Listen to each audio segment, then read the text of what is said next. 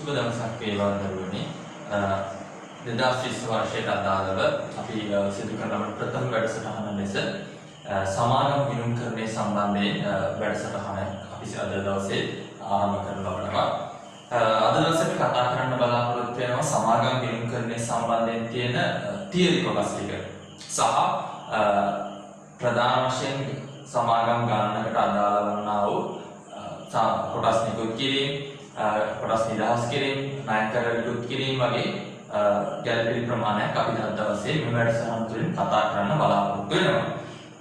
ප්‍රථමයෙන්ම අපි බලමු සමාගමක් කියන්නේ කුමක්ද කියලා. සමාගමක් කියලා කියන්නේ නිශ්චිත අරමුණක් ඉටු කර ගැනීම සඳහා පුද්ගලයන් ඒකරාශී වෙලා පිහිටවා ගන්නා ලද සහ නීතිමය පුද්ගලභාවයක් සහිත අඛණ්ඩ පැවැත්මක් සහිතව 2007 අංක 7 දරන සමාගම් පනත යටතේ සංස්ථාපනය කරන ලද ව්‍යාපාර සංවිධාන විශේෂයක්. ආයසරයක් කිව්වොත් යම් කිසි අරමුණක් ඉටු කරගන්න යම් අරමුණක් ඉටු කරගන්න පුද්ගලයන් පිරිසක් ඒකරාශී වෙලා නීතිමය පුද්ගලභාවයක් සහිත. මොකද්ද මේ නීතිමය පුද්ගලභාවයක් සහිත කියන්නේ? නීතිමය පුද්ගලභාවයක් සහිත. නීතිමය පුද්ගලභාවයක් සහිත කියන්නේ නීතිය ඉදිරියේ පුද්ගලයෙකු ලෙස පිළිගන්න. ඒ කියන්නේ සමාගම නීතිය ඉදිරියේ පුද්ගලයෙකු විදිහට පිළිගන්න. එහෙනම් නීතිමය පුද්ගලභාවයක් සහිත අඛණ්ඩ පැවැත්මක් ඇති 2007 අංක 7 දරන සමාගම් පනත යටතේ සංස්ථාපනය කරන ලද ව්‍යාපාර ආයතන විශේෂයක්. මෙන්න සමාගමකට අදාළ නිර්වචනය. ඊළඟට කතා කරමු මේ නිර්වචන 2007 අංක 7 දරන සමාගම් පනත යටතේ තියෙන සමාගම් වර්ගීකරණය කොහොමද කියලා. අපි බලමු. සමාගම් නව පනත යටතේ 2007 අංක 7 දරන පනත යටතේ අපිට කොටස් දෙකකට කඩන්න පුළුවන්. ඒ තමයි සීමා සහිත සමාගම් සහ සීමා රහිත සමාගම්. සීමා සහිත සමාගම් යනු මෙහි කොටස්කරුවන්ගේ වගකීම සීමිතයි. සීමා රහිත සමාගම් කියන්නේ මේ සිටින කොටස්කරුවන්ගේ වගකීම අසීමිතයි කියන එක. සීමා සහිත සමාගම අපිට කොටස් දෙකකට නැවත බෙදන්න පුළුවන්. එකක් කොටසින් සීමිත, අනිත් එක ඇපයෙන් සීමිත. කොටසින් සීමිතයි කියලා කියන්නේ සමාගමේ සිටින කොටස්කරුවන් ඔවුන් විසින් මිලදී ගන්නා ලද කොටස් ප්‍රමාණය දක්වා ඔහුගේ වගකීම් සීමා වෙන එක. හැබැයි ඇපයෙන් සීමිත සමාගම් කියලා කියන්නේ ඔබ කාමරිකෝ කෙනෙකුට ලියා ගන්න පුළුවන්. ඇපයෙන් සීමිත සමාගම් කියලා කියන්නේ සාංගමික සංස්ථාවලියේ සාංගමික ව්‍යවස්ථාවලියේ එකඟ වෙච්ච ඇප මුදලක් දක්වා, එකඟ වෙච්ච ඇප වටිනාකමක් දක්වා අපේ වගකීම සීමිත වෙනවා. සාංගමික ව්‍යවස්ථාවලියේ එකඟ වූ ඇප වටිනාකමක් දක්වා සමාගමේ වගකීම ගමන් කිරීම නැත්නම් ගමන් කරනු ලබන ව්‍යාපාර ආයතන තමයි අපි කියන්නේ ඇපයෙන් සීමිත සමාගම් කියලා. කොටසින් සීමිත සමාගම් අපි කොටස් 4කට නැවත සැරයක් බෙදනවා.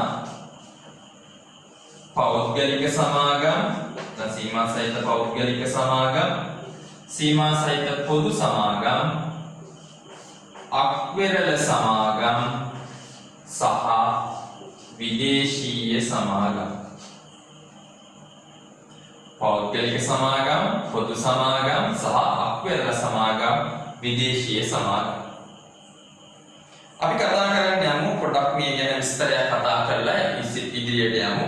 පෞද්ගලික සමාගම් කියන එකට අපි ලක්ෂණ ප්‍රමාණයක් කතා කරමු. පොදු සමාගම් වලට ලක්ෂණ ප්‍රමාණයක් කතා කරමු සහ අක්වෙරළ සහ විදේශීය සමාගම් කියන්නේ මොනවද කියලා අපි කතා කරමු. අපි ඉස්සෙල්ලාම කතා කරමු මේ පෞද්ගලික සමාගම් පිළිබඳව.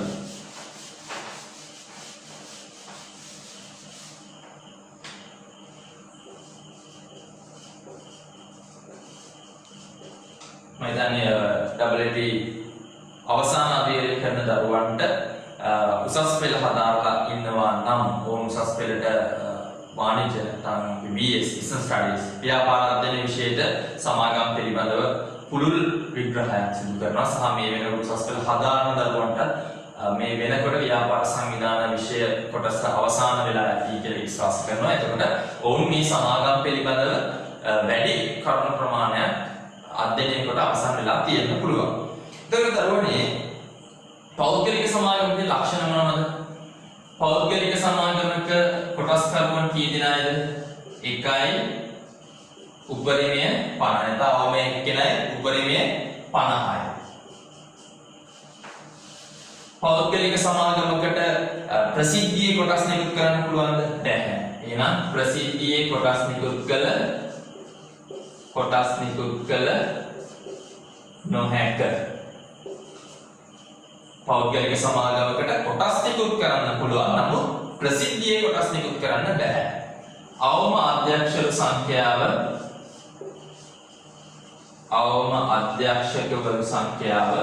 එකයි. අවම අධ්‍යක්ෂක සංඛ්‍යාව එකයි. එකම පෞද්ගලික සමාගමට කොටස් වෙළඳ පොළට පිවිසිය නොහැක. නැත්නම් ලයිස්තු කළ සමාගමක් වෙන්න බෑ පෞද්ගලික සමාගමකට. සම්මාන තියෙන්න පුළුවන්. ඒකම තමයි ඊළඟ කාරණය මූල්‍ය ප්‍රකාශන මේගොල්ලෝ සකස් කරන්න ඕන. හැබැයි වාර්ෂික වාර්තා මූල්‍ය ප්‍රකාශ අනිවාර්යෙන් මේගොල්ලෝ සකස් කර යුතුයි. මොකද ලාභ ගණනය කරන නමුත් වාර්ෂික වාර්තා සමාගම් රෙජිස්ට්‍රාර්වරයා වෙත යැවීම අනිවාර්ය නොවේ. එහෙනම් මෙන්න අපි කරුණු පහක් ගැන කතා කරා. අවම සමාජික සංඛ්‍යාව 1යි, උපරිමය 50යි, ප්‍රසිද්ධියේ කොටස් නිකුත් කරන්න බෑ. අවම අධ්‍යක්ෂක සංඛ්‍යාව 1යි, කොටස් වෙළඳ පොළට පිවිසිය නොහැක. ලයිස්තුගත සමාගමක් වෙන්න බෑ. මූල්‍ය ප්‍රකාශ සකස් කර යුතුයි. නමුත් වාර්ෂික වාර්තා සමාගම් රෙජිස්ට්‍රාර්වරයාට එවීම අනිවාර්ය නැත. හොඳයි. ඊළඟට අපි කතා කරමු මොකක්ද මේ පෞද්ගලික සමාගමක් කියන්නේ කියලා. එහෙනම් පෞද්ගලික සමාගම සමාන පොදු සමාගමක් කියන්නේ මොකක්ද කියන්නේ? පොදු සමාගමක් වෙද්දී පොදු සමාගමක් කියන කේදී අපි ලක්ෂණ කතා කරොත් අවම සමාජික සංඛ්‍යාව 1යි, උපරිමය සීමාවක් නැත. උපරිමය සීමාවක් නොමැත. අවම කොටස්කරුවන් සංඛ්‍යාව 1යි, හැබැයි උපරිමය සීමාවක් නැහැ. මේගොල්ලන්ට ප්‍රසිද්ධියේ කොටස් නිකුත් කළ හැක.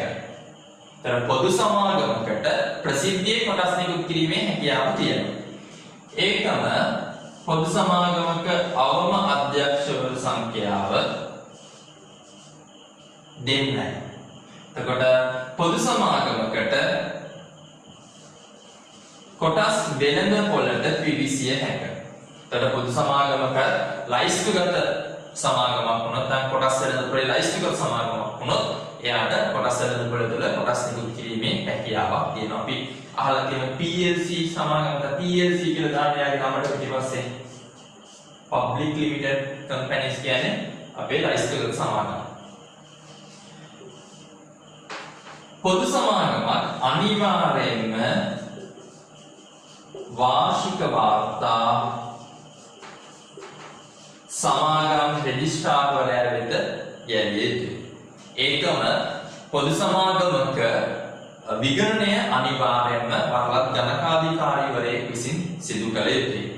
පොදු සමාගමක විගණනය අනිවාර්යයෙන්ම වරලත් ගණකාධිකාරීවරයෙක් විසින් සිදු කළ යුතුයි. ඔබට හෝම්වර්ක් එකක් විදිහට කරන්න පුළුවන් මේ පෞද්ගලික සමාගම් සහ පොදු සමාගම් අතර පවතින වෙනස්කම්.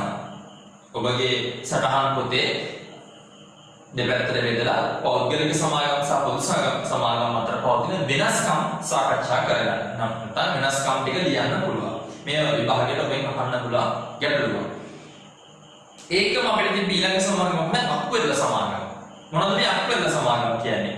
අක්වෙරළ සමාගම කියලා කියන්නේ ශ්‍රී ලංකාව තුළ සංස්ථාපනය කරන ලද නැත්නම් ශ්‍රී ලංකාව තුළ 2007 අංක 7 දරන සමාගම් පනත යටතේ සංස්ථාපනය කරන ලද නමුත් ශ්‍රී ලංකාවේ දේශ සීමාවෙන් පිටත ශ්‍රී ලංකාවේ දේශ සීමාවෙන් පිටත තමන්ගේ ව්‍යාපාර කටයුතු කරන සමාගමක් වේ නම් ඒගොල්ලන්ට අපි කියනවා අක්වෙරළ සමාගමක් කියලා.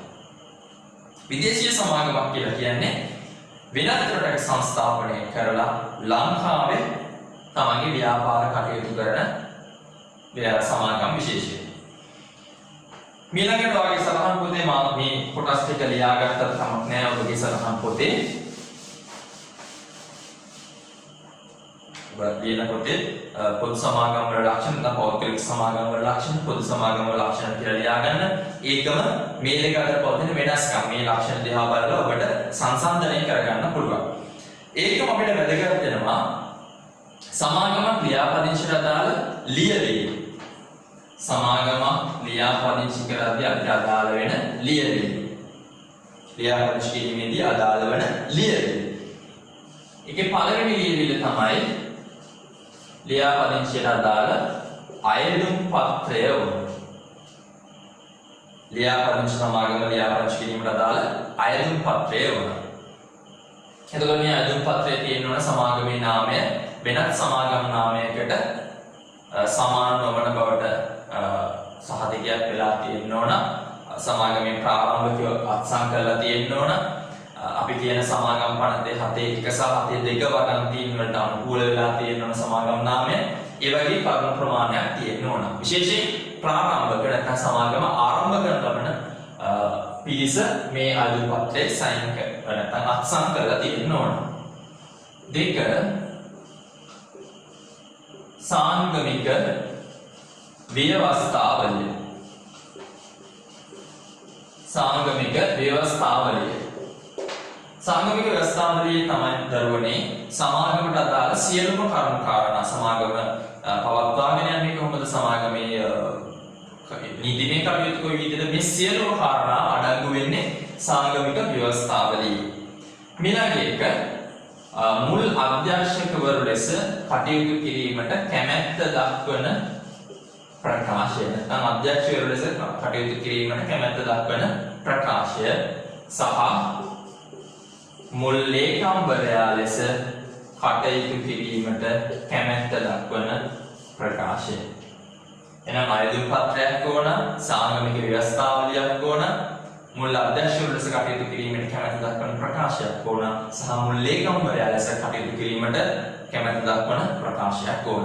එහෙනම් මෙන්න මේ ලියවිලි හතර තමයි සමාගමක් සංස්ථාපනය කිරීමට අදාළව අවශ්‍ය වන්නා වූ ලියවිලි වෙන්නේ.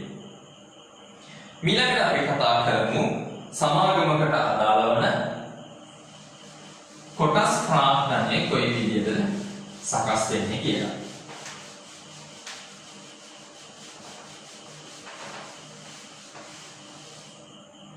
දරුවනේ දැන් සමාගමකට අදාළව කොටසක් කියන්නේ මොකද්ද?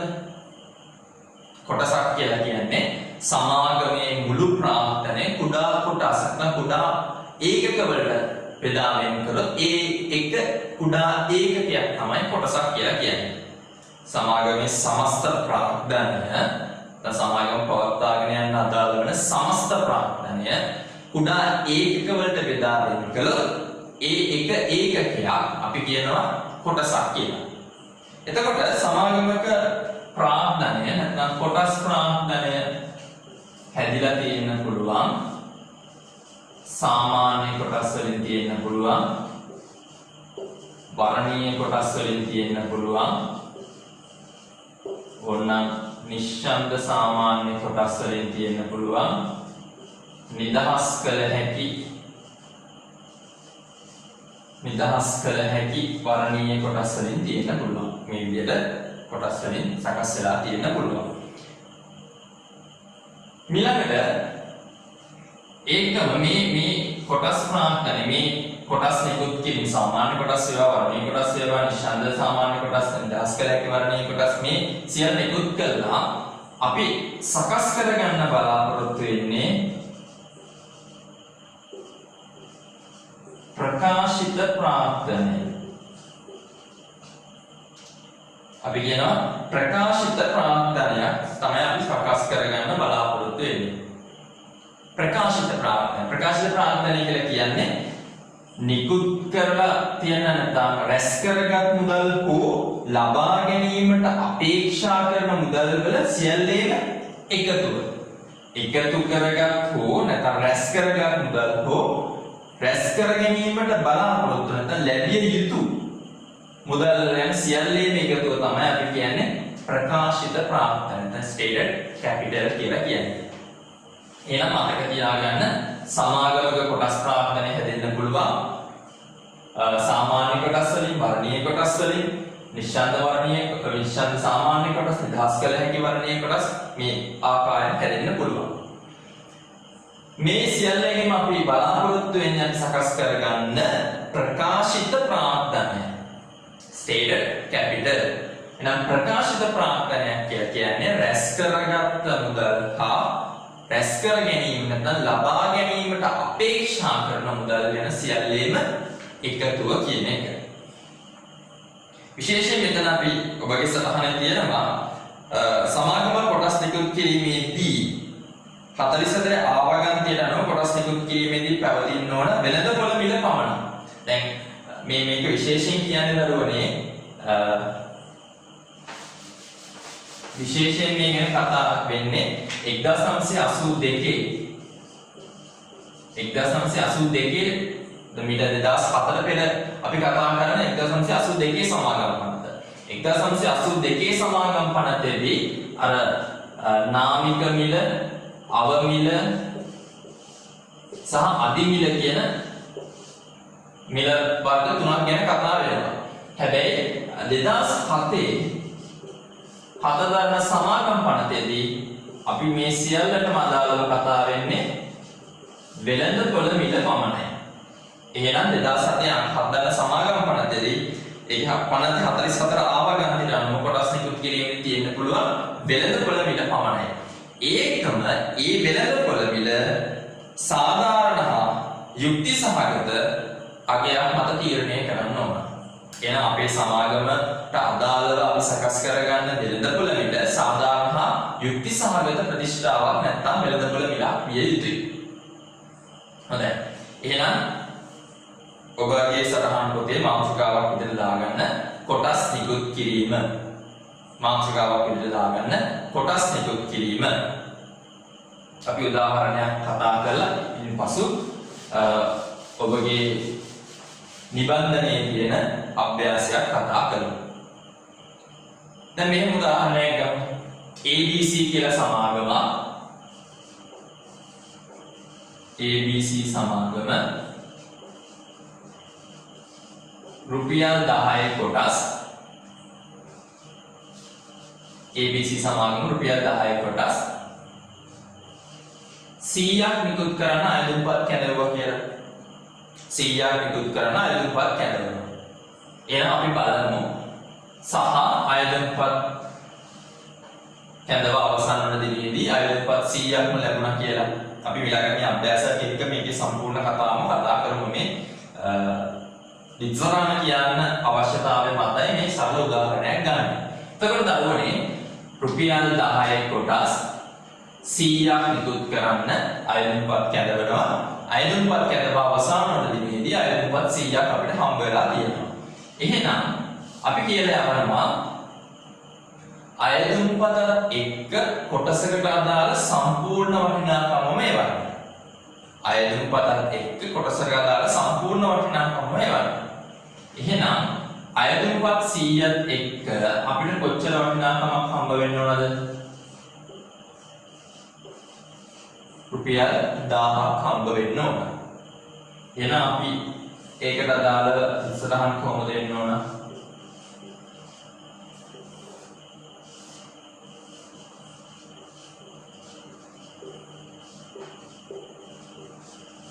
බැංකු ගිණුම හර කොටස් නිකුත් කිරීමේ ගිණුම නැත්නම් අයදුම් හා විභජන ගිණුම කියන්නත් පුළුවන්. එහෙම නැත්නම් කොටස් නිකුත් කිරීමේ ගිණුම බැල.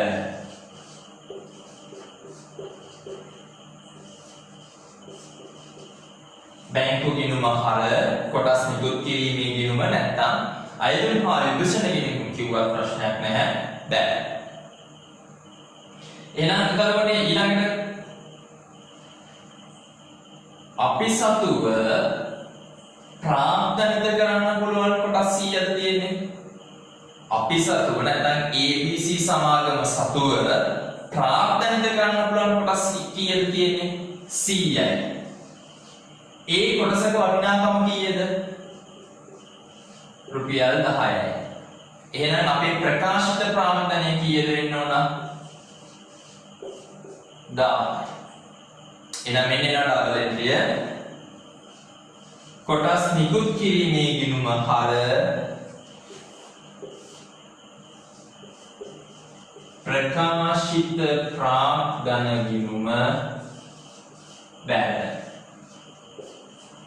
කොටස් නිකුත් කිරීමේ ගිණුම හර ප්‍රකාශිත ප්‍රාග්ධන ගිණුම බැල. කොටස් නිකුත් කිරීමේ ගිණුම හර ප්‍රකාශිත ප්‍රාග්ධන ගිණුම බැල. සරලවම ගත්තොත් කොටස් නිකුත් කිරීමට අදාළව තියෙන උත්තරහන තමයි ඔය. ඊළඟට අභ්‍යාසයක් එක්ක කතා කරමු. වැඩිපුර ආයතනපත් ලැබුණොත් අපි මොකද කරන්නේ? වැඩිපුර ආයතනපත් ප්‍රතික්ෂේප කරලා ලැබුවොත් කොහොමද කරන්නේ?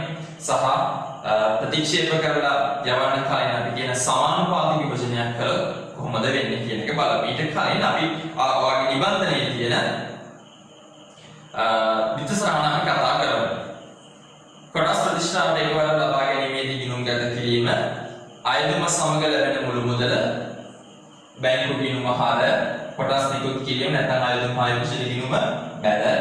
වැඩිපුර අයදුම්පත් ලැබිලා තියෙනවා නම් ඒවා ප්‍රතික්ෂේප කරලා යවනවා නම් මෙන්න ඒකත් අපිට දෙනවා. කොටස් නිකුත් කිරීමේ ගිණුම හර මුදල් හා නැත්නම් බැංකු ගිණුම බැල. ඊට පස්සේ කොටස් විභාජනය කිරීම නැත්නම් කොටස් ප්‍රාග්ධනිත කිරීම අයදුම් හා විභජන ගිණුම හර ප්‍රකාශිත ප්‍රාග්ධන ගිණුම බැල. අපි මේ අභ්‍යාසයේ තියෙන අභ්‍යාසක 1 කියන දේ කොටස් 4ක් තියෙනවා. ඒකේ පළවෙනි කොටස අපි සාකච්ඡා කරමු.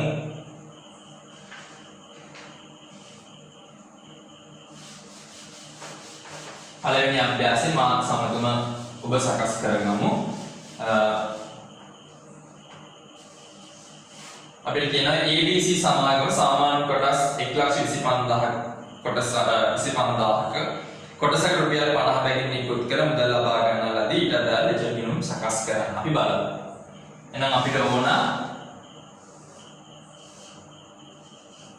බැංකු ගිණුමක් ඕන. ඒකම අපිට ඕන කොටස් නිකුත් කිරීමේ ගිණුම් සහ ප්‍රකාශිත ප්‍රාග්ධන ගිණුම. ප්‍රකාශිත ප්‍රාග්ධන ගිණුම. හොඳයි. එහෙනම් අපි ඉස්සරහම හිතමු කොටස් 1,25,000යි අයදුම්පත් කැඳවල අවසාන වන දිනේදී අයදුම්පත්‍ර 1,25,000ක්ම ලැබුණා කියලා. අපි ගාව නිකුත් කරන්න තියෙන කොටස් ගානත් 1,25,000යි. අපිට අයදුම්පත් වෙන්නේ කොටස් සඳහා අයදුම්පත් වෙන්නේ 1,25,000යි. එහෙනම් දරුවනේ අයදුම්පත්‍ර 1,25,000ක් වෙනවා කීය ගානේද? රුපියල් 50 ගානේ. එහෙනම් අපිට සල්ලි හම්බ වෙනවා 62,50,000.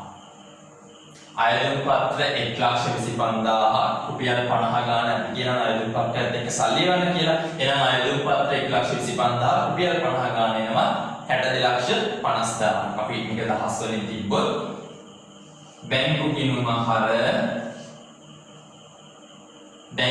හර කොටස් නිකුත් කිරීමේ ගිණුම බැල. බැංකු ගිණුම හර කොටස් නිකුත් කිරීමේ ගිණුම බැල. මම කිව්වා කොටස් තියෙන 1,25,000යි ඒ හා සමාන වෙච්ච අයදුම් පත්‍ර සංඛ්‍යාවක් ආව. එහෙනම් වැඩිපුරද අයදුම් පත්‍ර ප්‍රතික්ෂේප කිරීමේ අවශ්‍යතාවයක් අපිට නැහැ. ඊළඟට බලන්න ඕන අපේ සමාගම සතු කොටස් කීයක් තියෙනවද? කොටස් තියෙනවා 1,25,000. එකක් කීයේ ගානේද? 50 ගානේ. එහෙනම් ඒක තමයි අපි මොනා කරන්න ඕනද? ප්‍රාග්ධනිත කරන්න ඕන. ප්‍රාග්ධනිත කරන්න. 1,25,000 ගානේ 50ක් කියන්නේ ඒ 62,50,000යි.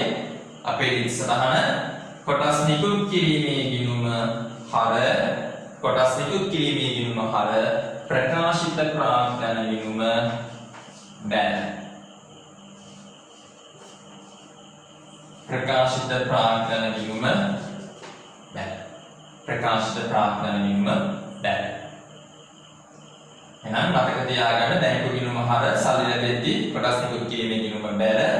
නැවත ඒ ලැබිච්ච මුදල් ටික ප්‍රාග්ධනිත කරනවා කොටස් නිකුත් කිරීමේ ගිණුම හර ප්‍රකාශිත ප්‍රාග්ධන ගිණුම බැල. ඊළඟට අපි හිතමු දරුවනේ අයදුම් පත්‍ර නැත්නම් අපි නිකුත් කරන්න තියෙන මේ අභ්‍යාසයෙන් අපි නිකුත් කරන්න තියෙන කොටස් සංඛ්‍යාව 1,25,000යි. කොටස් තියෙන අපි නිකුත් කරන්නේ 1,25,000යි. හැබැයි අයදුම් පත්‍ර ලැබෙනවා අපෙන් ඉල්ලලා ලැබෙනවා කොටස් අයදුම් පත්‍ර 1,50,000ක් හම්බ වෙනවා. හැබැයි කොටස් තියෙන්නේ කීයද? 1,25,000යි. කොටස් 1,25,000 ඉල්ලලා අයදුම් පත්‍ර එනවා 1,50,000.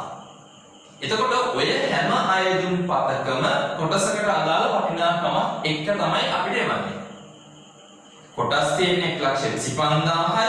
හැබැයි අයදුම් පත්‍ර එනවා 1,50,000. ඒ හැම අයදුම් පතකම කොටසකට අදාළ වටිනාකමක් තියෙනවා.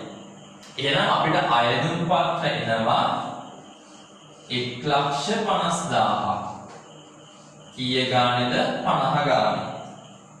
එතකොට අපිට සල්ලි හම්බ වෙනවා දරුවනේ 1,75,000. 1,75,000ක් සල්ලි හම්බ වෙනවා. එහෙනම් අපිට හම්බ වෙච්ච සල්ලි ටික ඉස්සෙල්ලාම වාර්තා කරමු. බැංකු ගිණුම හර මම දහස් වලින් කියනවා බැංකු ගිණුම හර කොටස් නිකුත් කිරීමේ ගිණුම බැල. බැංකු ගිණුම හර කොටස් නිකුත් කිරීමේ ගිණුම බැල. ඊළඟට කියන්නේ අපිට අයදුම් පත්‍ර 1,50,000ක් ආවට අපි ගාව කොටස් තියෙන්නේ කොච්චරද? 1,25,000යි. අයදුම් පත්‍ර 1,50,000ක් නැත්නම් 1,50,000ක් ආවට කොටස් තියෙන්නේ 1,25,000යි. අර වැඩිපුර ආපු අයදුම් පත්‍ර ටික අපි ප්‍රතික්ෂේප කරලා යවනවා. වැඩිපුර ආපු අයදුම් පත්‍ර ටික අපි ප්‍රතික්ෂේප කරලා යවනවා. එහෙනම් වැඩිපුර ආපු ප්‍රමාණය කීයද? 1,50,000ක් හම්බුණා 1,25,000යි කොටස් තියෙන්නේ. එහෙනම් වැඩිපුර ඇවිල්ලා තියෙනවා අයදුම් පත්‍ර 25,000. 50 ගානේ ඒ කියන්නේ 12,50,000ක් වැඩිපුර සල්ලි ඇවිල්ලා තියෙනවා. එහෙනම් අයදුම් පත්‍ර 25,000ක් ප්‍රතික්ෂේප කළා යවනකොට මේ 12,50,000ක් අපි හරවල යවනවා. අයදුම් පත්‍ර 25,000ක් ප්‍රතික්ෂේප කළා යවනකොට ඒකට අදාළ අපිට ලැබිච්ච සල්ලි ටික මේ 12,50,000ක් අපි ප්‍රතික්ෂේප කරලා යවන්න ඕන. එහෙනම් ඒකට අදාළ දිස්රහන කොටස් නිකුත් කිරීමේ ගිණුම හර කොටස් නිකුත් කිරීමේ ගිණුම හර බැංකු ගිණුම බැල. බැංකු ගිණුම බැල. කොටස් නිකුත් කිරීමේ ගිණුම හර බැංකු ගිණුම බැල. ඊළඟට අපිට ලැබිච්ච සල්ලි ටික ප්‍රාග්ධනිත කරන්න ඕන. නැත්නම් කොටස් විභාජනය කරන්න ඕන. අපි ගාව කොටස් කොච්චරක් තියෙනවද? 1,25,000යි. එක කොටසක වටිනාකම කීයද? 50යි. එහෙනම් අපිට කොටස් විභාජනය කරද්දී විභාජනය කරන්න පුළුවන් 62,50,000. එහෙනම් අපි 62,50,000 අපේ ප්‍රකාශිත ප්‍රාග්ධනයට මාරු කරනවා. කොටස් නිකුත් කිරීමේ ගිණුම හර ප්‍රකාශිත ප්‍රාග්ධන ගිණුම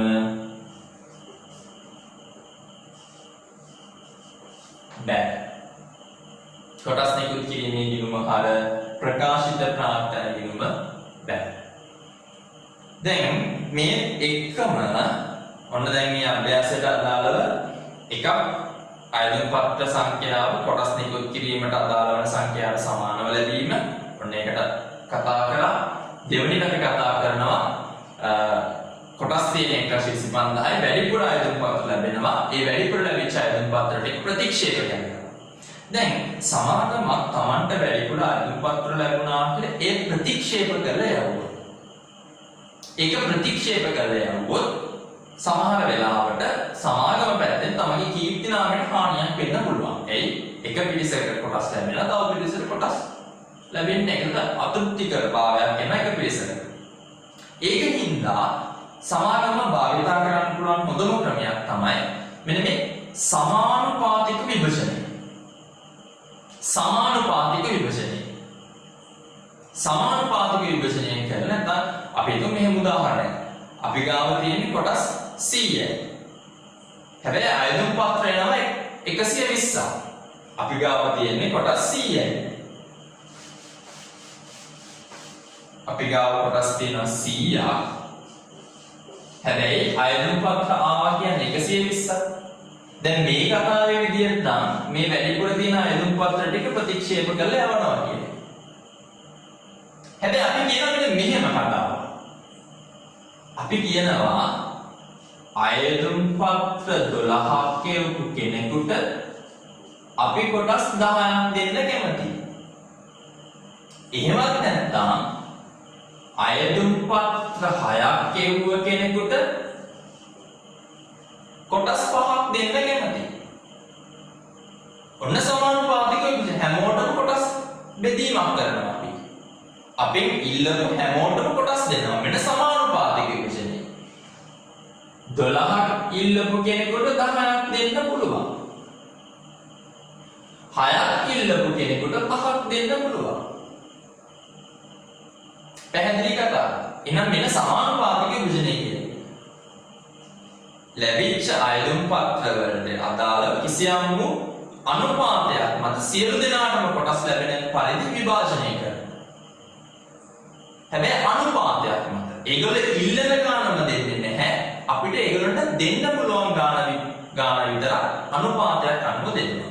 දැන් අපි ඉස්සෙල්ලා කතා කරපු මේ අභ්‍යාසය අනුව බලන්න. අපෙන් ඉල්ලුවා අපි ගාව තිබ්බේ කොටස් 1,25,000. හැබැයි අපේට අයදුම් පත්‍ර ආවා 1,50,000. අපි ඉස්සෙල්ලා නම් කරේ මොකද්ද?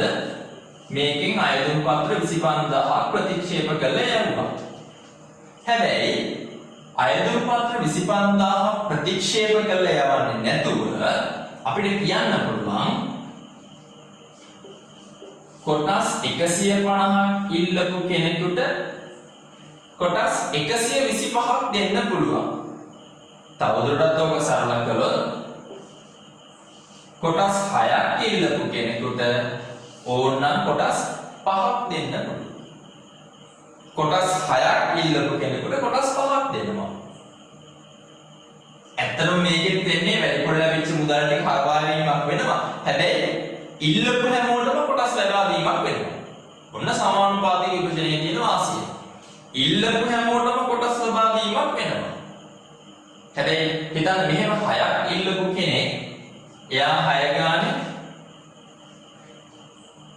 50ක් එවනවා. රුපියල් කොටස් 6ක් අයදුම් පත්‍ර 6ක් දානවා රුපියල් 50 ගානේ. එතකොට එයා රුපියල් 300ක් එවනවා. හැබැයි එයාට කොටස් හම්බ වෙන්නේ 5යි 50 ගානේ. කියන්නේ 250. එතකොට එක අයදුම් පත්‍රය ප්‍රතික්ෂේප කළා යනවා. නැත්නම් එක අයදුම් පත්‍රයකට අදාළ මුදල් ටික යනවා. හැබැයි අයදුම් පත් එවපු හැමෝටම අපි කොටස් විභාජනය කරලා දෙනවා. ඔන්න ඔකටයි සමානුපාතික විභජනය කියලා කියන්නේ. සමානුපාතික විභජනයට අදාළව විත්සරණ වෙන්නේ මේකමයි.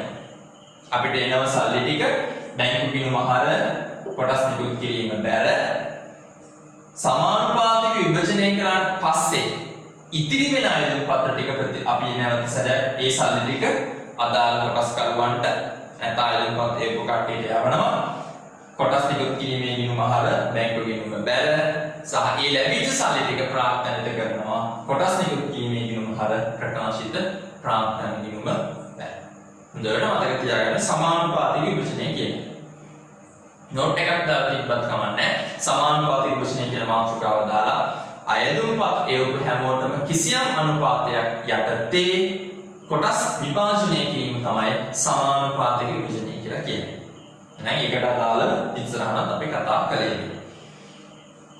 ඒකම මේ කතාව ඉඳගෙන අපිට පුළුවන් ඉදිරියට එන්න තියෙන මාතෘකාවක් මෙතනදිම කතා කරන්න. ඒ තමයි කොටස් නිදහස් කිරීම සම්බන්ධය. කොටස් නිදහස් කිරීම සම්බන්ධය. දැන් මම ප්‍රකාශිත ප්‍රාර්ථන නැත්නම් කොටස් සමාගම කොටස් ප්‍රාර්ථන ගැන කියනකොට කිව්වනේ අපි නිදහස් කළ හැකි වර්ණීය කොටස් වගේ ඒවා. එතකොට නිදහස් කළ හැකි වර්ණීය කොටස් කියන එකේ ඒ මාතෘකාවෙම තියෙනවානේ එයාව නිදහස් කරන්න පුළුවන් කියලා. එයා නිකුත් කරන වෙලාවෙම එයා නිදහස් කරන වෙලාව කියනවා. එයා නිකුත් කරන වෙලාවෙම එයාව නිදහස් කරන කාලයට අපි කියනවා. එහෙනම් අන්න නිදහස් කරන එක අපි ගිණුම්ගත කරන විදිහ බලා ගන්න ඕන.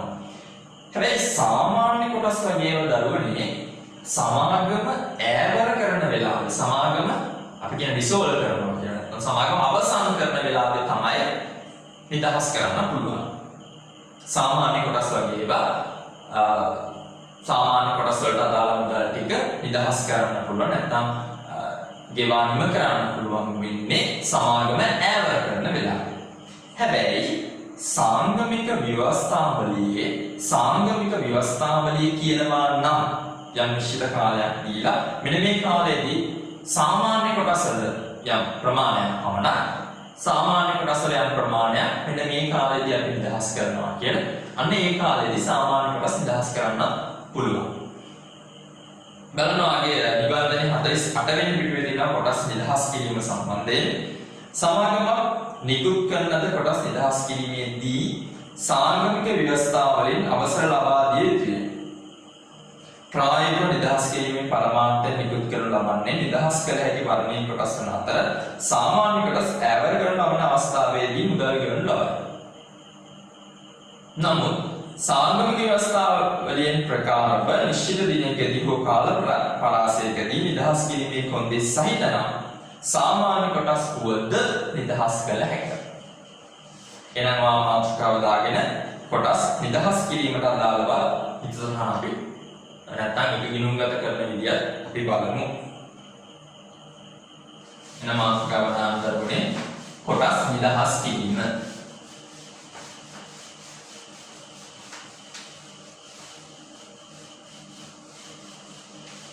කොටස් නිදහස් කිරීම.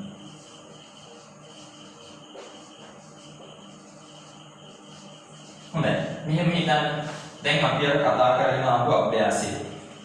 අපි විභාජනය කළා කොටස් 1,25,000 රුපියල් 50 ගන්න. එහෙනම් අපේ ප්‍රකාශිත ප්‍රාර්ථනයේ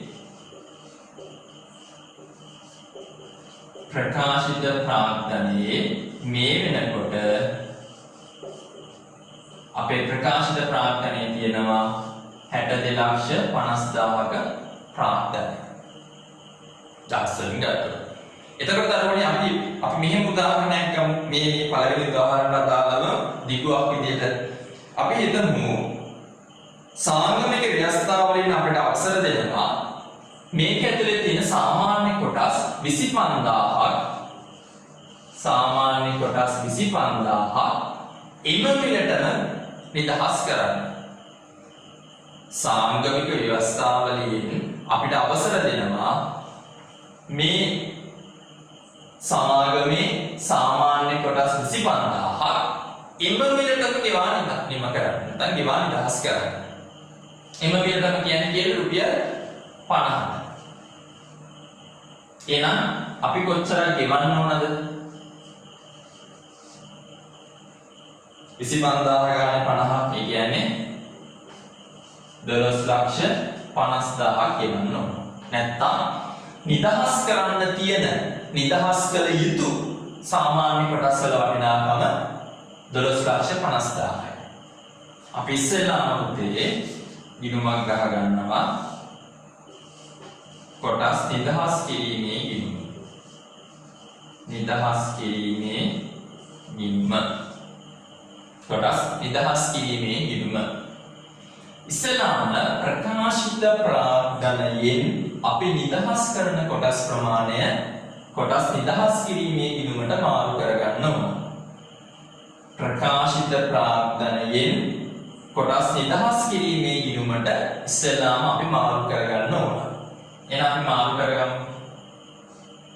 ප්‍රකාශිත ප්‍රාග්ධනය හර කොටස් නිදහස් කිරීමේ ගිණුම බැල.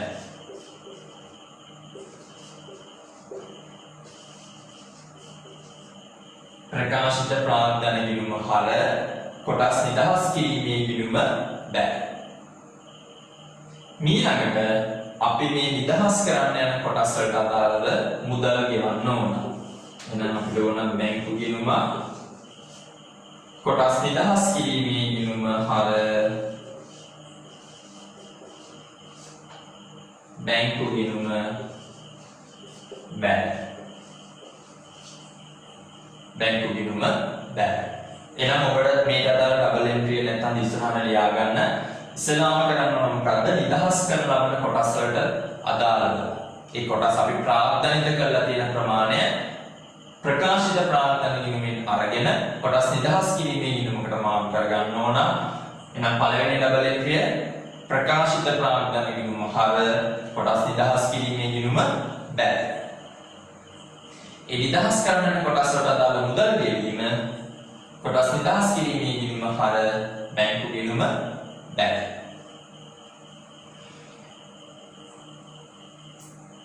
හොඳයි. අපි ඊළඟට කතා කරමු මෙයාගේම විදිහට.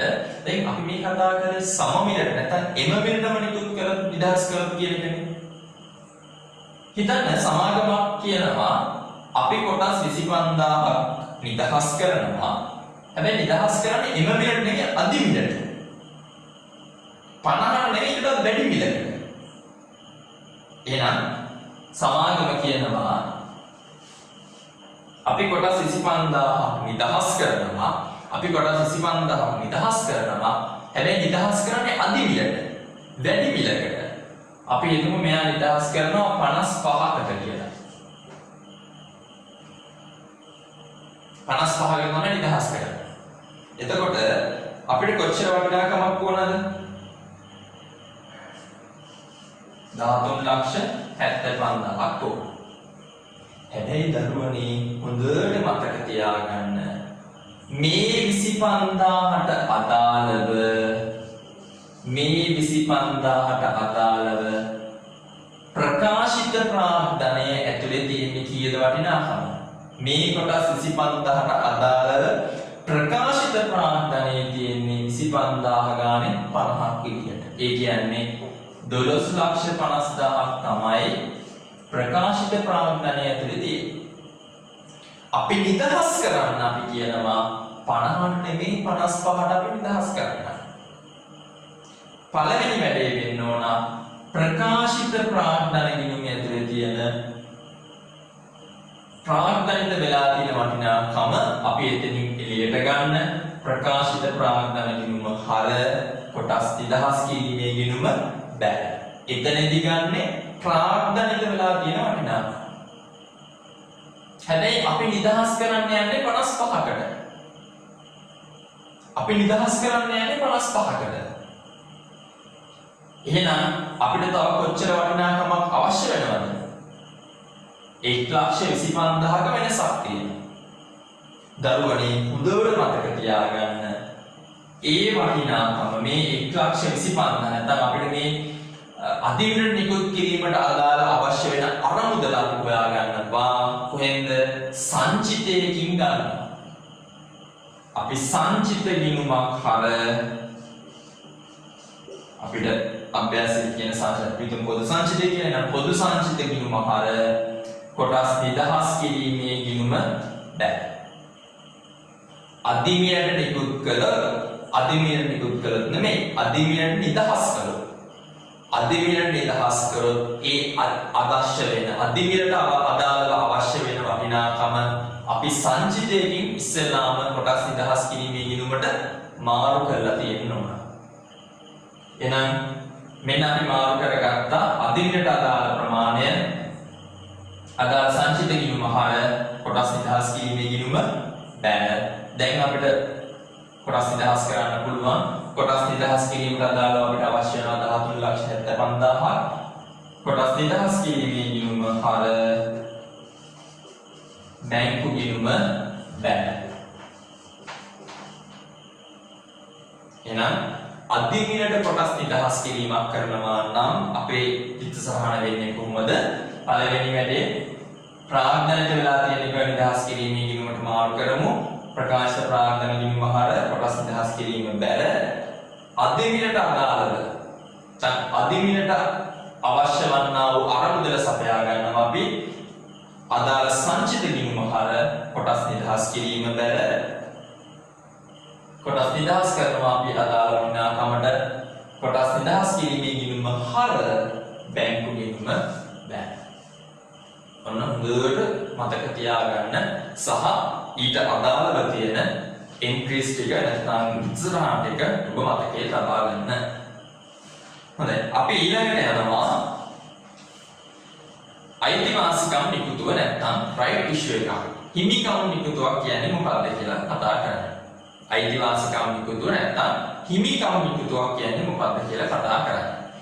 ධර්මණී එතකොට ඔබ මේ නිබන්ධනයේ තියෙන අභ්‍යාස තව 4ක් ඒ සියල්ලම ඔබගේ සරහන් පොතේ සකස් කරලා තියෙන්න ඕන. හොඳයි. එනම් මාතෘකාව දාගන්න හිමිකම් නිකුතුව. හොඳයි. හිමිකම් නිකුතුවක් නැත්නම් රයිට් ඉෂුව එකක් කියලා කියන්නේ දරුවනේ සමාගමේ ඉන්න කොටස්කරුවන්ටම සමාගමේ කොටස් මිලදී අරගෙන දැනට සිටින කොටස්කරුවන්ටම මිලක් අය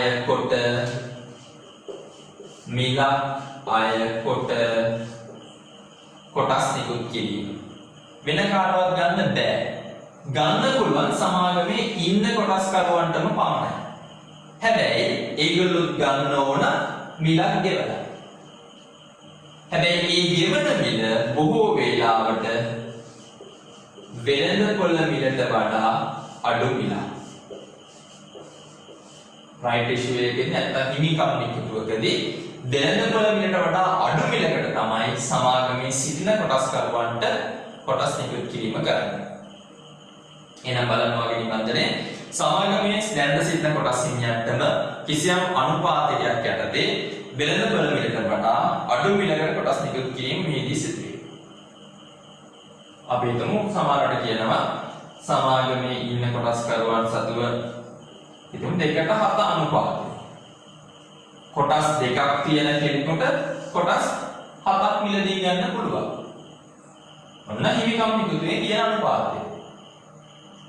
කොටස් දෙකක් තියෙන කොටස්කරුවෙකුට සමාගමේ දැනට සිටින කොටස්කරුවෙකුට හිමිකම් නිකුතුව හරහා කොටස් 7ක් මිලදී ගැනීමේ හැකියාව වෙනවා. රයිට් ඉෂුව එකක් වань. එහෙනම් හොඳට මතක තියාගන්න සිටින කොටස්කරුවන්ට මිලක් අය කළා කොටස් නිකුත් කිරීමයි වෙන්නේ. මේකට අදාළව තියෙන ඉස්සරහන අපිට නිබන්ධනයේ තියෙනවා පළවෙනි වැඩේ මුදල් ලැබීම. එහෙනම් මුදල් ලැබෙනකොට කොහොමද වෙන්නේ? බැංකු ගිණුම හර හිමිකම් නිකුත් කිරීම නැත්නම් හිමිකම් නිකුත් ගිණුම බෑ. මුදල් ලැබෙනවා. ඒ මෙතන අපි කියන්නේ මිලක් අය කරලා කියන්නේ එහෙනම් මුදල් ලැබෙනවා බැංකු ගිණුම හර කොටස් හිමිකම් කොටස් නිකුත් කිරීම නැත්නම් හිමිකම් කොටස් නිකුත් ගිණුම බෑ. ලැබෙච්ච මුදල් ටික ප්‍රාග්ධනිත කරනවා කොටස් හිමිකම් කොටස් නිකුත් කිරීමේ ගිණුම හර ප්‍රකාශිත ප්‍රාග්ධන ගිණුම බෑ. ප්‍රකාශිත ප්‍රාග්ධන ගිණුම බෑ. මේ ඉස්සරහන් ඔබට පුළුවන් නම් හයිලයිට් කරලා තියාගන්න අතිශය වැදගත් ඒක. හොඳයි. අපි මෙයත් එක්කම තියෙන ඊළඟ කතාව කතා කරගෙනම අභ්‍යාසයක් සකස් කරමු.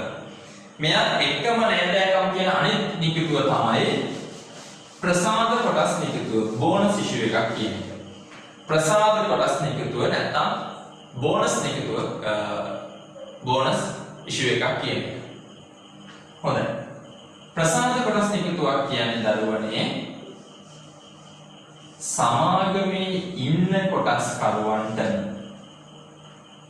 සමාගමේ දැනට සිටින කොටස් කරුවන්ටම මිල අය නොකොට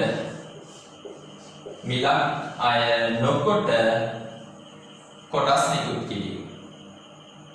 සමාගමේ දැනට සිටින කොටස් කරුවන්ට මිල අය නොකොට කොටස් නිකුත් කිරීමක් කරනවා නම් අපි ඒක කියනවා ප්‍රසාද කොටස් නිකුතුවක් කියලා. සිටින කොටස් කරුවන්ට මිලක් අය නොකොටයි ප්‍රසාද කොටස් නිකුතුවේදී දෙන්නේ. බොහෝ වෙලාවට මේකේ ප්‍රධාන අරමුණ තමයි සමාගම සතු අධිසංචිත ප්‍රාග්ධනිත කිරීම. ප්‍රධාන අරමුණ තමයි අධිසංචිත ප්‍රාග්ධනිත කිරීම. දැන් මම කායන ප්‍රශ්නයක් අහුවොත් සංචිතයක් කියන්නේ මොකක්ද කියලා? සංචිතයක් කියන්නේ මොකක්ද? දැන් අධිසංචිත කියන කියද්දී අධිසංචිත කියන කතාව තියෙන්නේ නැහැ අපි නෑ. සංචිතයක් කියලා කියන්නේ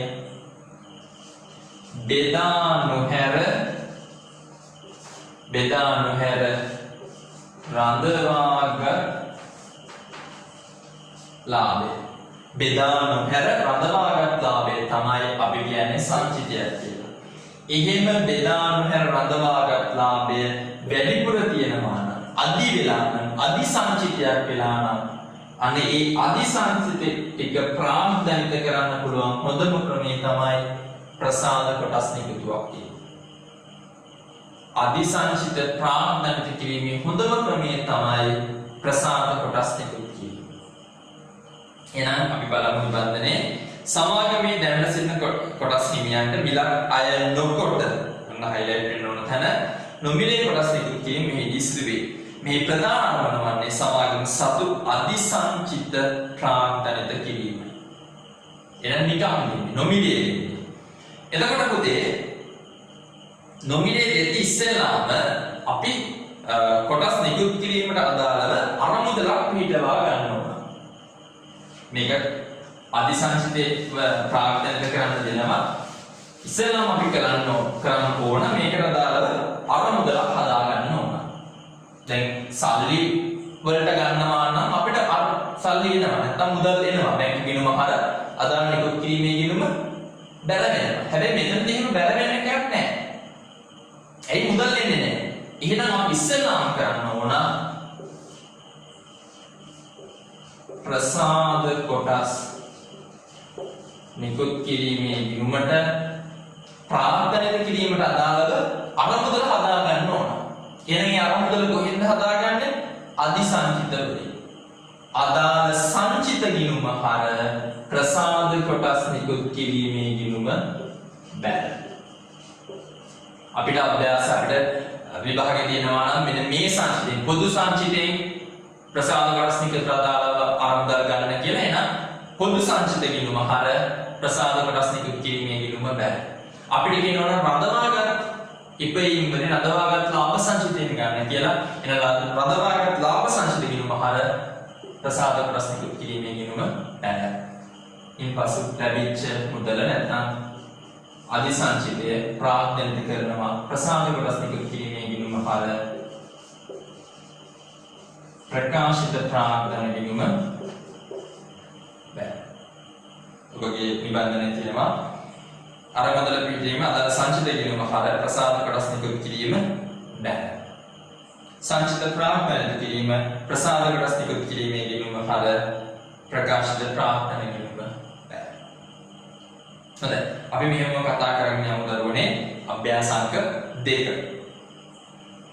සීමාශිත සැම්සන් සමාගම 2012 4 දිනට රුපියල් 25 බැගින් වූ කොටස් ලක්ෂයකින් සමන්විත වූ ප්‍රකාශිත ප්‍රාග්ධනයෙන් පැවති අතර.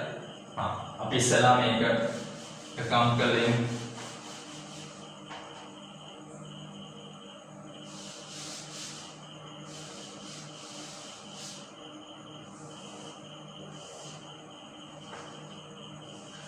ප්‍රකාශිත ප්‍රාග්ධනය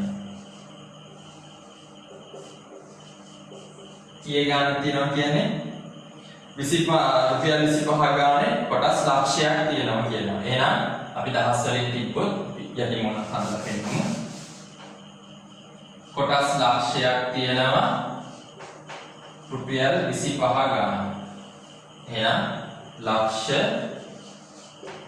25ක ප්‍රකාශිත ප්‍රාග්ධනයක් තියෙනවා. අපි මේක දහස් වලින් තිබ්බොත් එහෙනම් ප්‍රකාශිත ප්‍රාග්ධනය 2500. මම කියාගෙන යනවා පැවතියට සමාගම සතු සංචිත පහත පරිදි වේ. සංචිත මොනවද තියෙන්නේ? එකක් පොදු සංචිතය. පොදු සංචිතය ශේෂයේ තියෙනවා ලක්ෂ 5යි ඒකම රඳවාගත් තිබෙයි තියෙනවා 7,50,000යි. සමාගම 2012-10 පැවති සෑම සාමාන්‍ය කොටස් 4කට එකක් හිමිවන ලෙස එම මිලට මේ කියන්නේ රුපියල් 25ටම ප්‍රසාද කොටස් නිකුතක් සිදු කරන ලදී. එහෙනම් සමාගම 2012-10 දින සෑම කොටස් 4කට එකක් හිමිවන ලෙස ප්‍රසාද කොටස් නිකුතක් කරනවලු එම මිලට නැත්නම් රුපියල් 25 මිලට. එතකොට දරුවනේ 2012 10යි 1 වෙනකොට සමාගම සතුව කොටස් කොච්චරක් තියෙනවද? කොටස් තියෙනවා ලක්ෂයක්. සෑම කොටස් 4කට එකක් හම්බ වෙන විදිහට. එහෙනම් ලක්ෂය 4න් බෙදුවා එකෙන් වැඩි කරා. එහෙනම් කොටස් 25000ක ප්‍රසාද කොටස් නිකුත්වක් තමයි කරන්නේ. මොන මිලටද මේක නිකුත් කරන්නේ? එම මිලටම රුපියල් 25 ගන්න. එම මිලටම නිකුත් කරන්න එහෙනම් 6,25,000 අපිට හස්සලින් කිව්වොත් 625ක් තමයි ප්‍රාර්ථනිත කරන්න යන වටිනාකම. මොනවා කරන්නද? ප්‍රාර්ථනිත කරන්න යන වටිනාකම. දැන් මිල කලින් කියපු තියරිය මතක් කරගත්තොත් ප්‍රසාද කොටස් නිකුත් කරද්දී අපිට කොටස් කරුවන්ගෙන් සල්ලි හම්බ වෙනවද? නැහැ. මොනවද අපේ ප්‍රධාන අරමුණ? අධිසංචිත ප්‍රාග්ධනිත කිරීම. අධිසංචිත ප්‍රාග්ධනිත කිරීම. එහෙනම් දරුවනේ අපි ඉස්සෙල්ලාම කරන්න ඕන මෙන්න මේ 6,25,000 හොයා ගන්න ඕන. මේ 6,25,000 අපි හොයා ගන්න ඕන.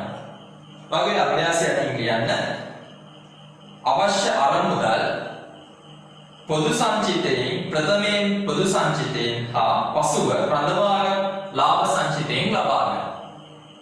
අවශ්‍ය අරමුදල් ප්‍රථමයෙන් පොදු සංචිතයෙන් හා ප්‍රතිසංචිතයෙන්ද පසුව රඳවාගත් ලාභ සංචිතයෙන්ද ලබා ගන්න. එහෙනම් අපි බලමු. අපිට ඉස්සෙල්ලාම ගන්න කියනවා පොදු සංචිතය. අපි ගන්නවා ගිණුම ප්‍රසාද කොටස් නිකුත් කිරීමේ ගිණුම. ප්‍රසාද කොටස් නිකුත් කිරීමේ ගිණුම. අපිට ඉස්සෙල්ලාම අරමුදල හදා ගන්න ඕන. අරමුදලට කොච්චරක් ඕනද? 6,25,000. කොටස් කරවන්නකින් සල්ලි එන්නේ නැහැ. ඊළඟ අරමුදල හදා ගන්න ඕන. අරමුදල හදාගන්නේ කොහොමද? අධිසංචිත වලින් අපි අරමුදල හදා ගන්න ඕන. එහෙනම් අධිසංචිත වලට අදාළව අපි ඉස්සෙල්ලාම කියනවා මෙයා පොදු සංචිතයෙන් ගන්න. අපිට ඕන 625ක්. 625ක් ඕන. හැබැයි පොදු සංචිතේ තියෙන්නේ 500යි. අපි ඉස්සෙල්ලාම මේ 500 අරන් යනවා ප්‍රසාද කොටස් නිකුත් කිරීමේ ගිණුමට.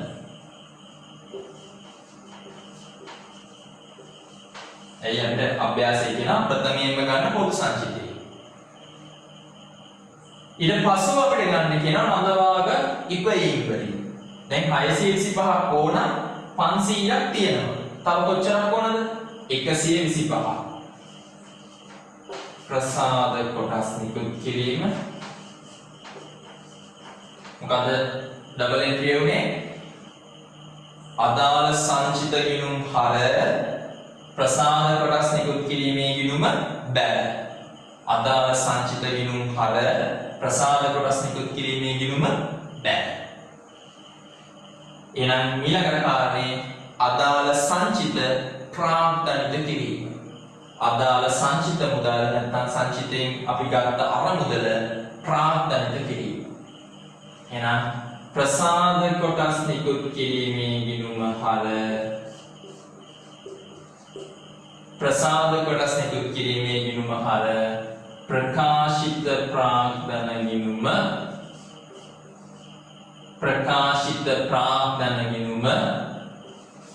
බැල. ප්‍රසාද කොටස් නිකුත් කිරීමේ ගිණුම හර ප්‍රකාශිත ප්‍රාග්ධන ගිණුම බැල. ඔන්න අපි අභ්‍යාසයක කොටසක් හදලා ඉවර කරා. මීට අමතරව 2013 2 දිනට පැවති සෑම සාමාන්‍ය කොටස් 5කට එකක් හිමිවන ලෙස එකක් රුපියල් 20 බැගින් හිමිකම් කොටස් නිකුත් කරන රයිට් ඉෂුව එකකුත් කළා 2013 2 එදාට තියෙන සෑම සාමාන්‍ය කොටස් 5කට එකක් හිමිවන ලෙස. එතකොට දරුවනේ 2013 2 වෙද්දී සමාගම සතුව කොටස් කොච්චරක් තියෙනවද? ඔන්න ඒ ගැටලුවට නිවැරදි පිළිතුරක් ලැබුණා නම් මේ හිමිකම් නිකුතුවට ලේසියෙන් හදන්න පුළුවන්. අවුරුද්ද පටන් ගද්දී සමාගම සතුව කොටස් ලක්ෂයක් තිබ්බා. 2012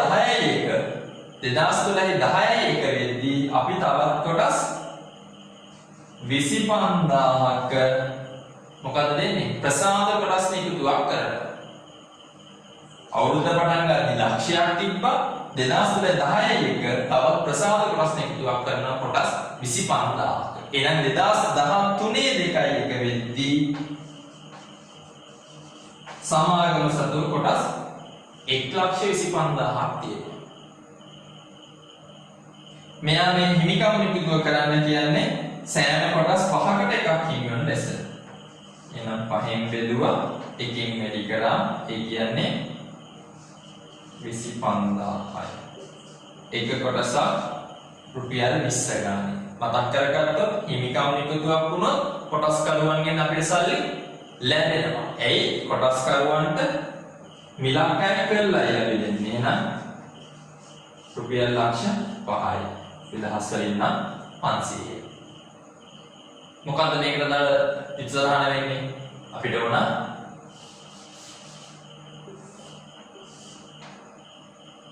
හිමිකම් කොටස් නිකුත් කිරීමේ ගිණුම සහ බැංකු ගිණුම. මේ 500 නැත්නම් මේ ලක්ෂ 5 අපිට සල්ලි වලින් හම්බ වෙනවා. බැංකු ගිණුම හර හිමිකම් කොටස් නිකුත් කිරීමේ ගිණුම බැල. බැංකු ගිණුම හර හිමිකම් කොටස් නිකුත් කිරීමේ ගිණුම බැල. ලැබිච්ච සල්ලි ටික ප්‍රාග්ධනිත කරනවා. හිමිකම් කොටස් නිකුත් කිරීමේ ගිණුම හර ප්‍රකාශිත ප්‍රාග්ධන ගිණුම බැල. හිමිකම් කොටස් නිකුත් කිරීමේ ගිණුම හර ප්‍රකාශිත ප්‍රාග්ධන ගිණුම බැල. හොඳයි. මේ හා සමාන වෙච්චම අභ්‍යාසයක් තියෙනවා. අභ්‍යාස අංක 3. ඔබ විසින් එය සකස් කළ යුතුයි. ඔබ විසින් සකස් කරන සියලුම අභ්‍යාස ඔබට හැකි නම් පසුගිය විභාග ප්‍රශ්න සමග සකස් කරලා මා වෙත එවන්න. හරි වැරදි බලලා මම නැවත ඔබ වෙත ලබා දීමට කටයුතු කරන්න. හොඳයි. එහෙනම් අපි යමු ඊළඟ මාතෘකාවට. ණයකර සඳහා ගිණුම් තැබීම. නැත්නම් ණයකරයක් කියන්නේ මොකක්ද? සාමයේ ණයකර වලට ගිණුම් කියන්නේ මොකක්ද කියන කතාවට. දරුවනේ ණයකරයක් කියන්නේ මේ ණයකර නිකුත් කිරීම සාමාන්‍යයෙන් කොටස් නිකුත් කළ ප්‍රාග්ධනය රැස් කිරීමට හා සමානයි. හැබැයි ණයකර නිකුතුවක් කියන්නේම ණය ප්‍රාග්ධනය රැස් කිරීම. ණයකර නිකුත් නැත්නම් ණයකරයක් ගත්ත කෙනෙකුට සමාගමෙන්ට අදාළව අයිතියක් ප්‍රකාශ කරන්න බෑ. මේක ණය ප්‍රාර්ථනේ ණයක් දෙන්නේ. යම් නිශ්චිත දවසකදී ණයකරය ගෙවා නිදහස් කරන්න ඕන. හොඳයි බලන්න. ණයකර මගින් අරමුදල් ලබා ගැනීම බොහෝ සෙයින් කොටස් නිකුත් කර ප්‍රාර්ථනය රැස් කර ගැනීමට සමාන වේ. කොටස් නිකුත් කළා ප්‍රාර්ථනය රැස් කර ගැනීමට සමානයි. හැබැයි නමුත් කොටස් පෙන්නව ණයකර සමමිලට අදිනට අවමිලට නිකුත් කළ හැකියි. විශේෂයෙන් එතන කියන්නත් ඕන දරුවනේ ප්‍රාර්ථන රැස් කර ගැනීම සමාන වුණා මේ ණයකර නිකුත් කිරීම වෙන්නේ ණය ප්‍රාර්ථනයක්. ණය ප්‍රාර්ථනයක් තමයි අපි රැස් කරගන්න බලාපොරොත්තු වෙන්නේ. මේක ප්‍රකාශිත ප්‍රාර්ථනයට කිසිම සම්බන්ධයක් වෙන්නේ නැත. එතකොට මේ ණයකරය අපිට නිකුත් කරන්න පුළුවන් සමමිලට, අදිමිලට, අවමිලට. එලෙස ණයකර නිකුත් කිරීමේදී ඇතිවන අදිමිල සංචිතයක් ලෙස හඳුනා ගන්න අතර අධ්‍යක්ෂකවරු කරන විනුකාරය භාවිතා කළ හැකියි. අපි මේක පස්සේ කතා කරමු. නමුත් අවමිලේ වාසියම වහම් පොත්‍රයෙන් ඉවත් කරගෙන කියන්නේ ඒ වාසියම වියදමක් කරන්න ඕන. ණයකර අපිට කොටස් හතරකට බෙදා වෙන් කරන්න පුළුවන්. එකක් රක්ෂිත ණයකර, අනිත් එක අනාරක්ෂිත ණයකර, සහතික ණයකර සහ පරිවර්තන ණයකර නැත්නම් පරිවර්තන කරන්න පුළුවන් ණයකර කියන්නේ. හොඳයි. මේකේ විස්තරය මම කියන්නම්. ඔබට අවශ්‍ය නම් ලියා ගන්න පුළුවන්. දරුවනේ රක්ෂිත ණයකරයක් කියලා කියන්නේ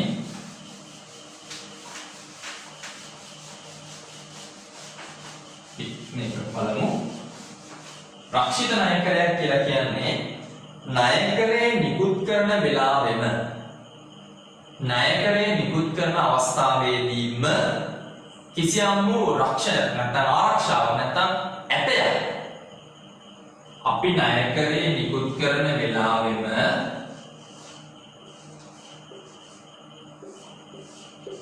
අපි කිසියම් වූ ඇපයක් තියලා තියෙනවා. හරියට අපි ඉඩමක් උගස් කරලා ණයක් ගත්තා වගේ වෙනවා. අපි ඉඩමක් උගස් කරලා ණයක් ගත්තා කියන්නේ අපිට ණය ගෙවා ගන්න බැරි නම් මොකද වෙන්නේ? ඉඩම සින්න වෙනවා දාලා පුද්ගලයාට හෝ බැංකුවට. මේකෙත් ඒ විදිහමයි. සමාගමට ණයකරයට අදාළව අදාළ ණයකරෙන් ලැබීගත් පාර්ශවයට ඒ අදාළ නිශ්චිත දිනයට ණයකරේ සඳහන් වටිනාකම ගෙවන්න බැරි වුණොත් මෙන්න මේ අපකරට තබා තිබෙන වටිනාකමෙන් නැත්නම් අපකරයට තබා තිබෙන වත්කම අපකරයට තබා තිබෙන වත්කම විකුණා හෝ මේ ණයකරයට ණයකර මිලදීගත් කෙනාට අරන්දල් ගෙවන්න ඕන. එහෙනම් මේ ණයකර ගත්ත පාර්ශවයට ආරක්ෂාවක් තියෙනවා, රක්ෂිතයක් තියෙනවා. එයාගේ ණයකරයට අදාළ හොඳ නොලැබී යන්නේ අවදානමක් නැහැ. ඇයි? එයාට ආරක්ෂාවක් තියෙනවා. එයාගේ ණයකරයට අදාළ ඇපයක් තියෙනවා. අන්න රක්ෂිත ණයකර. එහෙනම් ඔබ කුඩා සටහනක් දාලා තියාගන්න මම මේ කියන කතාව. රක්ෂිත ණයකරයක් කියන්නේ ණයකර නිකුත් කරන වෙලාවෙම ඇපයක් තැන්පත් කරලා තියෙනවා. ඒක වත්කමක් වෙන්න පුළුවන් බොහෝ විට. අනාරක්ෂිත ණයකර කියන්නේ දරුවනේ ඒ විදිහට ඇපයක් තැන්පත් වෙලා නැහැ. ණයකර නිකුත් කරනවා එහෙම ඇපයක් තැන්පත් වෙලා නැහැ. සමාගමට මේ ණයකරේ තියෙන වටිනාකම ගෙවන්න බැරි වුණොත් නැත්නම් ගෙවන්න බැරි වීමක් වුණොත් මේ විදිහට ඇපයක් විකුණලවත් සල්ලි ගෙවා ගන්න බැහැ. ඒකම මෙයා මේ ණයකරේ ගත්ත කෙනාට මොකද තියෙන්නේ? අවදානමක් තියෙනවා. අනාරක්ෂිත ණයකරයක් කියන්නේ ඒක. රක්ෂිතයේදී අවදානම නැහැ. බෑ අනාරක්ෂිත ණයකරේදී අවදානම තිබෙනවා. ඊළඟ කතාව සහතික ණයකර. සහතික ණයකරයක් කියන්නේ දරුවනේ එක සමාගමකට අදාළව නිකුත් කරන ණයකරයක් එක සමාගමකට අදාළව නිකුත් කරන ණයකරයක්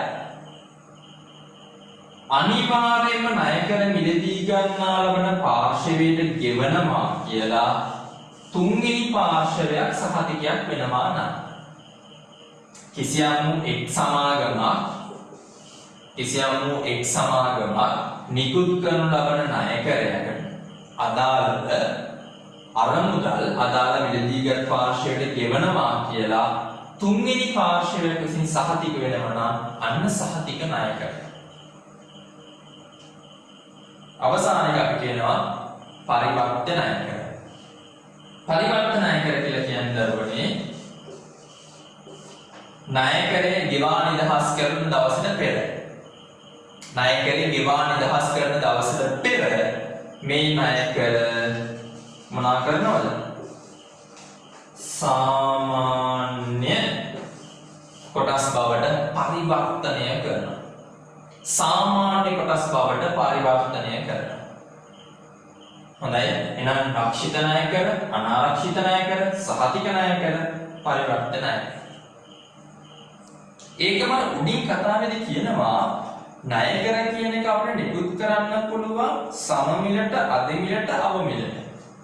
දැන් දරුවනේ ණය කර කියන එකේ ගොඩක් වෙලාවට ණය කර එක ෆේස් වැලියු එකක්. නැත්නම් මුහුණත් වටිනාකමක් තියෙනවා. ණය කර එකේ තියෙන මුහුණත් වටිනාකම. ඒ මුහුණත් වටිනාකම රුපියල් 100. එතකොට කෙනෙක් ඕන එක සමාගමකට පුළුවන් මේ මුහුණත් වටිනාකමටම ණය කරේ නිකුත් කරන්න. මේකට අදාළ අවුරුදු 5 නම් අවුරුදු 5ට අදාළව පොලියක් ගෙවනවා. පොලි වටිනාකම ගෙවනවා. අවුරුදු 5 කරන ණය කරේ නිකුත් කරන්නේ ඒ අවුරුදු 5ට අදාළ වාර්ෂික අපි ඉතින් 112 නම් 112 පොලියක් ගෙවනවා. එතකොට දරුවනේ මේ ෆේස් වැලියු එක නැත්නම් මුහුණත් වටිනාකමටම ණය කරේ නිකුත් කරනවා නම් අපි ඒක කියනවා සම මිලට නිකුත් කිරීම කියලා.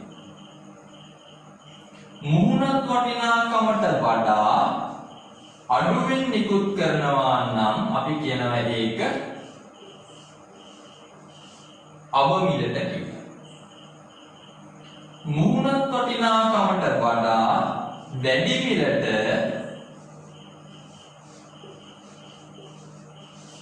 ණය කර නිකුත් වෙනවා නම් ඒක අපි කියනවා අධි මිලට නිකුත් කිරීමක් කියලා.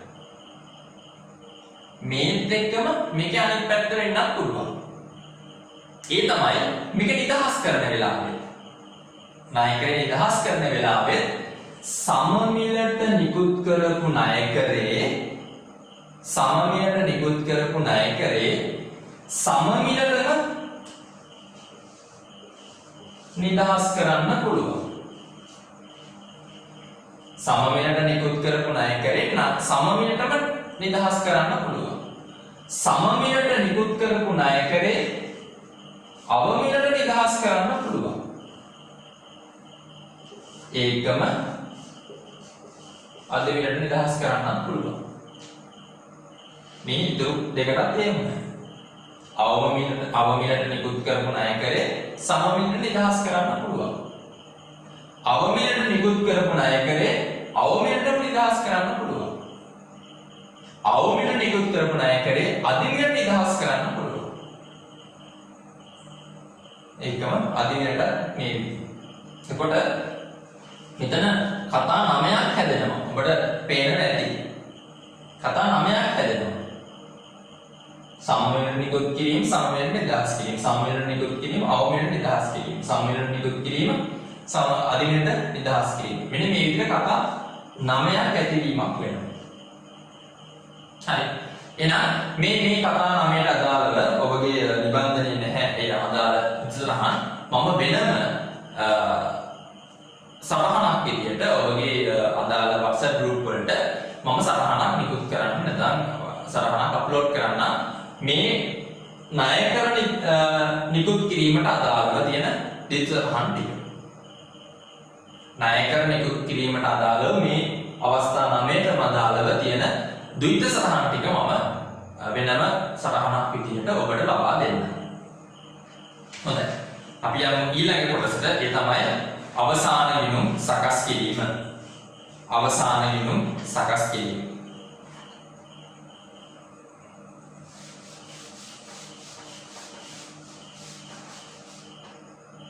සමාගමක අවසාන ගිණුම්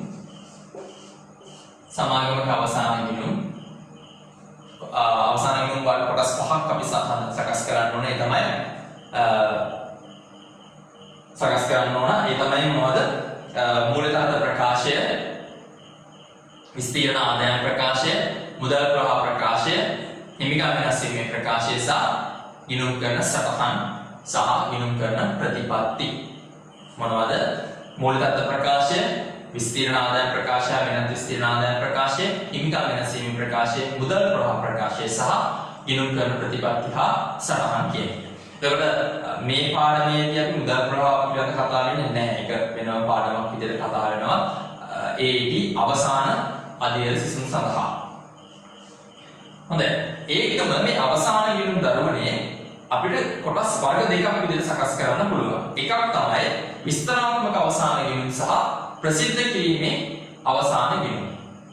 පොඩ්ඩක් බලන්න. සමාගම මුල් ප්‍රකාශනයේ අවසාන වාක්‍යම අධ්‍යක්ෂ මණ්ඩලයේ පැවරේ ඒ බව සමාගම් පනතේ 151 වගන්තියෙන් දක්වා ඇත. සමාගමට අවසාන මුල් ප්‍රකාශන බොහෝ විට පහත පරිදි සකස් වේ. එකක් විස්තරාත්මක අවසාන ගිණුම්. විස්තරාත්මක අවසාන ගිණුම් සකස් කරන්නේ කළමනාකරණයේ පරිහරණය සඳහා. අභ්‍යන්තර පරිහරණය සඳහා තමයි විස්තරාත්මක අවසාන ගිණුම් සකස් කරන්නේ. නැත්නම් විස්තරාත්මක අවසාන සමාගම අවසාන ගිණුම් සකස් කරන්නේ. මෙය AAP දෙවන අධ්‍යයන සිසුන් සඳහා සාකච්ඡා කරනවා. ඒකම ප්‍රකාශිත නැත්නම් ප්‍රසිද්ධ කිරීමේ ආකෘතිය මත අවසාන ගිණුම් සකස් කරනවා. ඒ ප්‍රසිද්ධ කරන අපේ සියලුම කොටස්කරුවන්ට පොදු මහජනතාව නිකුත් කිරීම සඳහා සමාගමක අවසාන ගිණුම් සකස් කරනවා. මේක AAP තුන්වන අධ්‍යයන සිසුන් සඳහා අපි සාකච්ඡා කරනවා. විස්තරාත්මක අවසාන ගිණුම් මෙම ගිණුම් පිළියෙල කරන ලබන්නේ අධ්‍යක්ෂවරුන් සඳහාය. සමාගමේ අභ්‍යන්තර කළමනාකරණ කටයුතු වලදී තීරණ ගැනීම පිණිස භාවිතා කිරීම උදෙසා සියලුම විස්තර ඇතුළත් කොට සකස් කරන අවසාන ගිණුම් කටලේ වේ. මේදී සකස් කරන්නේ මූල තත්ත්ව ප්‍රකාශනය හා විස්තීර්ණ ආදායම් ප්‍රකාශයයි.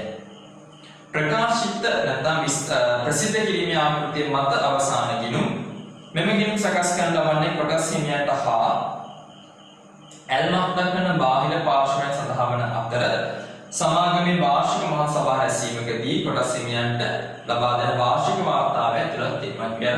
ප්‍රසිද්ධ කිරීමේ ආකෘතියෙන් සකස් කරන්නේ කොටස් හිමියන්ට හා ඇල්මක් දක්වන පාර්ශ්වයන්ට එය AGM එක නැත්නම් annual general meeting එකේ නැත්නම් වාර්ෂික සභා රැස්වීමේදී ලබා දෙන වාර්තාව. මේ අනුව ප්‍රකාශිත අවසාන ගිණුම් යොදා ගන්න ලබන්නේ ප්‍රසිද්ධ කිරීම සඳහා වන එහි විස්තරාත්මක තොරතුරු ඇතුළත් නොකරයි. හැබැයි විස්තරාත්මක ගිණුම් ඇතුළත් නොකරාට පිළිදරව් කළ යුතු හැම තොරතුරක්ම සාමාන්‍ය ඇතුළේ අපි පිළිදරව් කරනවා. නමුත් පනතේ නියම කරන අවම තොරතුරු ප්‍රමාණය පමණක් ඇතුළත් කළ යුතුය. හොඳයි. එහෙනම් AD දෙවන අධ්‍යයන සිසුන් සඳහා අපි විස්තරාත්මක අවසාන ගිණුම් සකස් කරන නැත්නම් අභ්‍යන්තර පරිහරණය සඳහා අභ්‍යන්තර පරිහරණය සඳහා අධ්‍යක්ෂක පරිහරණය සඳහා අවසාන ගිණුම් සකස් කරනවා. තුන්වන අධ්‍යයන සිසුන් මේ ප්‍රසිද්ධ කිරීමේ ආකෘතියට අදාළව සමාගම් ගිණුම් සකස් කරනවා. එතකොට මේට අදාළ වෙච්ච සියලුම ආකෘති ඔබට ඔබගේ නිබන්ධනයේ ලබා දීලා තියෙනවා. මේ ආකෘතින් අකුරක් නැහැ ඔබ මතකයේ තබා ගත යුතුයි. මොකද ආකෘති මත ඉඳගෙන තමයි අපිට ගාන හදා ගන්න පුළුවන්. මොකද ආකෘති මතක නම් අපිට ලෙහෙසියෙන්ම මේ අවසාන ගිණුම් සකස් කරන්න පුළුවන්. හොඳයි. එහෙනම් දරුවනේ සමාගම් ගිණුම්කරණයට අදාළව පළවෙනි වැඩසටහන අපි මෙතනින් හිමාවටපත් කරනවා. මේ වැඩසටහනට අදාළව මීළඟට මේ සමාගම් වලට අදාළව අපි ගණන් සකස් කිරීමට අභ්‍යාස වලට අවසාන ගිණුමක් සකස් කිරීමට අදාළව තවත් වැඩසටහනක් ඔබ සාකච්ඡා කිරීමට බලාපොරොත්තු වෙනවා. එහෙනම් ඔබ සැමට සුබදායක දවසක් මම ප්‍රාර්ථනා කරනවා.